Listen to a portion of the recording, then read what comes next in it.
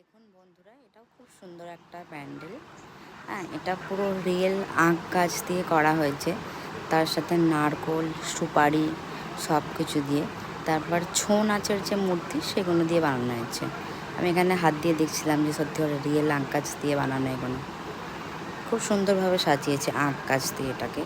নারকেল, সুপারি, নারকেলের পাতা দিয়ে, যেগুলো দিয়ে চাটাই বানানো হয় সেইগুলো দিয়ে।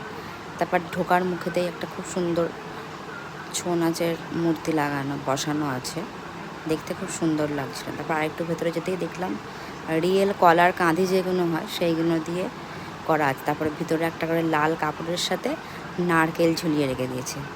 এখানে তুষার আবার একটু ছবি তুলে নিচ্ছিল, সবাই ছবি তুলছিল। খুব সুন্দর করেছিল প্যান্ডেলটা, দেখতে খুব ভালো লাগছিল। তারপর আস্তে আস্তে ভিতরে গিয়ে দেখলাম জোকারদের সব জামা কাপড় সাজানো আছে। তারপর মায়ের